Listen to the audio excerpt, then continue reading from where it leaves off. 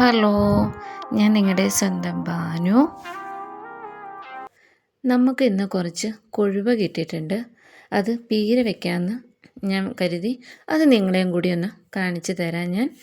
ഈ മീനിന് നിങ്ങളുടെ നാട്ടിൽ, അതായത് നിങ്ങൾ ഏത് ജില്ലയിൽ ഇരുന്നാണോ കാണുന്നത് ആ ജില്ലയിൽ ഈ മീനിന് എന്താണ് പേര് പറയുന്നതെന്ന് കമൻ്റ് ആക്കണം കേട്ടോ.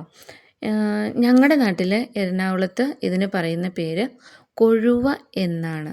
ഇക്കയുടെ നാട്ടിൽ ഒഴുക എന്നാട്ടോ. അപ്പോൾ നമുക്ക് തയ്യാറാക്കാം. അതിലേക്ക് ഞാൻ ഒരു കഷ്ണം ഇഞ്ചി, ഒരു കഷ്ണമല്ല കേട്ടോ, കുറച്ച് ഇഞ്ചി, ചുവന്നുള്ളി, പച്ചമുളക്, സവാള, ഇതെല്ലാം നമുക്ക് ചെറിയ രീതിയിലൊന്ന് അരിഞ്ഞെടുക്കാം. നമുക്ക് പീരയ്ക്ക് ആവശ്യമായ ചുവന്നുള്ളി ഞാൻ അരിഞ്ഞെടുത്തിട്ടുണ്ട്, കുരുകുരുന്ന് അരിഞ്ഞിട്ടുണ്ട് കേട്ടോ.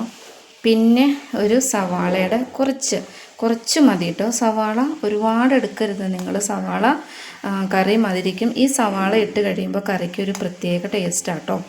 പിന്നെ പച്ചമുളക് എടുത്തിട്ടുണ്ട്, എരിവിന് ആവശ്യമായ പച്ചമുളക് എടുക്കണം. ഇഞ്ചി എടുത്തിട്ടുണ്ട്. ഇഞ്ചി കുരുകുരുന്ന് ഇതുപോലെ ചെറുതായിട്ട് കൊത്തി അരിഞ്ഞു വെച്ചേക്കണം. പിന്നെ നമ്മൾ കുറച്ച് കറിവേപ്പിലയും കൂടി എടുത്തിട്ടുണ്ട്. അപ്പോൾ ഇതെല്ലാം നമ്മൾ ചതച്ചിട്ടിട്ട് വേണമെങ്കിലും നമുക്ക് പീര വയ്ക്കാം. പക്ഷെ ഞാനിപ്പോൾ ഇങ്ങനെ എല്ലാം അരിഞ്ഞിട്ടാട്ടോ പീര വയ്ക്കുന്നത്. ഈ അരിഞ്ഞിട്ടിട്ട് പീര വയ്ക്കുമ്പോൾ പ്രത്യേക ഒരു ടേസ്റ്റാട്ടോ. ഞാൻ 2-3 ടൈപ്പിൽ പീര വയ്ക്കും. അപ്പോൾ അതിലൊരു മോഡലാണ് ഞാനിപ്പോൾ കാണിക്കുന്നത്. മറ്റതെല്ലാം വേറെ പിന്നെ ഒരിക്കൽ കാണിക്കാം. പിന്നെ നമുക്ക് കുറച്ച് തേങ്ങ വേണം, കുറച്ച് മഞ്ഞൾപ്പൊടിയും തേങ്ങയും ഈ കറിവേപ്പിലയും കൂടെ നമുക്കിതൊന്ന് ചതച്ചെടുക്കണം. പിന്നെ നമുക്കതിലേക്ക് കുറച്ച് കുടംപുളി എന്നല്ലേ നിങ്ങൾ പറയണ, കുടംപുളി എടുത്ത് വെള്ളത്തിലിട്ടിട്ടുണ്ട്. ഇനി നമുക്ക് നമ്മുടെ തേങ്ങയൊന്ന് ചതച്ചെടുക്കാം. ഇപ്പോൾ ഞാൻ ഈ കല്ലിൻ്റെ ഉള്ളിൽ വെച്ചിട്ടാട്ടോ, ഈ ചതയ്ക്കണ ഇതിൽ വെച്ചിട്ടാണ് ഞാൻ തേങ്ങ ചതച്ചെടുക്കുന്നത്. നിങ്ങൾക്ക് മിക്സിയുടെ ജാറിൽ വെച്ചിട്ടും ചതച്ചെടുക്കാം. ഞാൻ മിക്സിയുടെ ജാറിൽ വെച്ച് ചതച്ച് കഴിഞ്ഞ് ഒരുപാടങ്ങ് ഇതായി പോലോന്ന് ഓർത്തിട്ടാട്ടോ ഞാൻ മിക്സിയുടെ ജാറിൽ വെച്ചിട്ട് ചതച്ചെടുക്കാത്ത. നിങ്ങൾക്ക് വേണമെങ്കിൽ മിക്സിയുടെ ജാറിൽ വെച്ചിട്ട് ഒന്ന് ചതച്ചെടുക്കാം. അപ്പോൾ ഒരുപാട് അരഞ്ഞു പോകാതെ വെള്ളമൊന്നും ചേർക്കാതെ നിങ്ങളൊന്ന് ചതച്ചെടുക്കാൻ ശ്രദ്ധിക്കണം കേട്ടോ.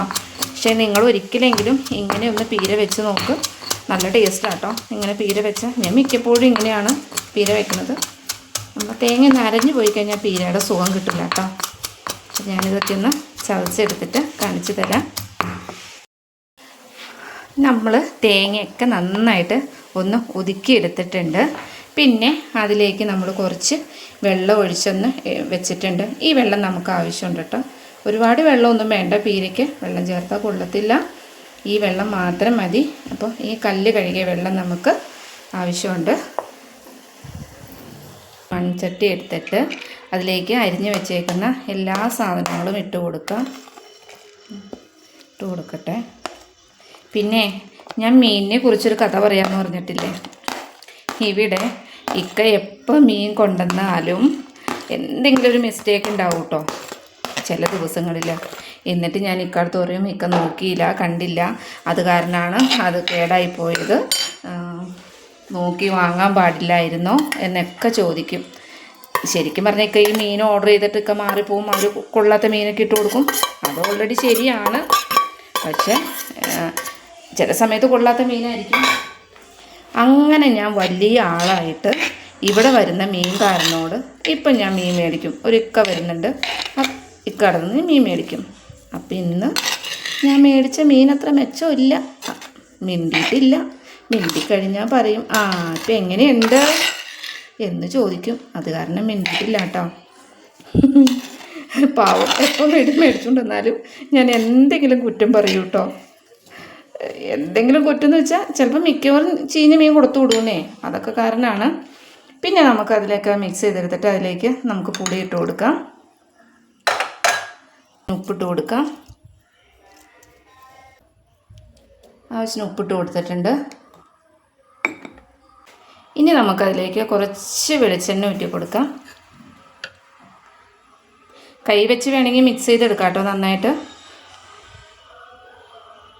കുറച്ച് വെളിച്ചെണ്ണ ഒഴിച്ച് കൊടുത്തിട്ട് നമുക്കിതൊന്ന് ഒന്നുകൂടി മിക്സ് ചെയ്തെടുത്ത് ഇനി നമ്മൾ ക്ലീനാക്കി വെച്ചേക്കുന്ന മീൻ ഇട്ട് കൊടുക്കാം. ഇങ്ങനെ പീര വയ്ക്കുമ്പോൾ നല്ല ടേസ്റ്റാണ് കേട്ടോ. പീര എന്ന് പറഞ്ഞാൽ ശരിക്കും എന്നാണെന്നറിയാമോ, ഇങ്ങനെ ഒന്നിലൊന്ന് തൊടാതെ പീര പോലെ കിടക്കണം. ഇപ്പോൾ ഈ മിക്സിക്കകത്തിട്ടൊക്കെ എല്ലാം കൂടെ അരച്ച് കഴിഞ്ഞാൽ അതങ്ങ് പോവും. പിന്നെ ഈ സവാള ചേർത്ത് കഴിയുമ്പോൾ പ്രത്യേക ഒരു ടേസ്റ്റും ഉണ്ട് ഈ പീരയ്ക്ക്. ഇനി ഞാനിതൊന്ന് നന്നായിട്ടൊന്ന് മിക്സ് ചെയ്തെടുക്കട്ടെ. മിക്സ് ചെയ്തെടുത്തിട്ട് കാണിച്ചു തരാം ഞാൻ നിങ്ങളെ.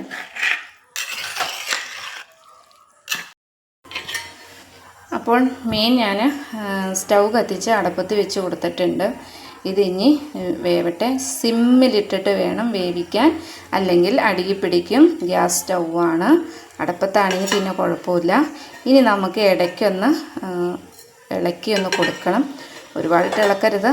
അപ്പോൾ ഇതോടെ ഇരുന്നൊന്ന് വേവട്ടെ, എന്ത് സെറ്റായി വരട്ടെ. നമുക്ക് പീര റെഡിയായോ എന്ന് നോക്കാം. ഏകദേശം പീര റെഡിയായി വരുന്നു. ഞാനിന്ന് ഇടയ്ക്കിട്ട് കൊടുത്തായിരുന്നു കേട്ടോ. അപ്പോൾ ഇനി ഇത് ഫുള്ളായിട്ടും ഇനി അടച്ചു വയ്ക്കേണ്ട. അടച്ചു വെച്ചാൽ അതിലുള്ള. അപ്പോൾ നമ്മുടെ പീര എല്ലാം റെഡിയായി വന്നിട്ടുണ്ട്. പീര റെഡിയായി വന്നിട്ടുണ്ട്. ഒട്ടും പോലും വെള്ളമില്ലാതെ ഇങ്ങനെ കിടക്കണം കേട്ടോ പീര. ഈ പീര ഇങ്ങനെ കിടന്നാലാണ് പീര നല്ല ടേസ്റ്റ്. ഇനി നമുക്ക് ഇതിലേക്ക് കുറച്ച് പച്ച വെളിച്ചെണ്ണ ഊറ്റി കൊടുക്കാം. കുറച്ച് പച്ച വെളിച്ചെണ്ണ ഊറ്റി കൊടുത്താൽ മതി കേട്ടോ. കുറച്ച് മതി. പച്ച വെളിച്ചെണ്ണ ഊറ്റി കൊടുത്ത് നമുക്കിനി വലിയ തോതിലൊന്നും ഇളക്കാൻ പോകണ്ട. ഇനി നമുക്കിതിലേക്ക് 2 കറിവേപ്പില ഇട്ട് കൊടുത്ത് റെഡിയായി. നമ്മുടെ അടിപൊളി പീര റെഡിയായി കിട്ടിയിട്ടുണ്ട്. അപ്പോൾ ഈ വീഡിയോ ഇഷ്ടമായാൽ ലൈക്ക് ചെയ്യുക, ഷെയർ ചെയ്യുക, സബ്സ്ക്രൈബ് ചെയ്യുക. അടുത്തൊരു വീഡിയോയുമായി വരുന്നത് വരേക്കും ടാറ്റാ.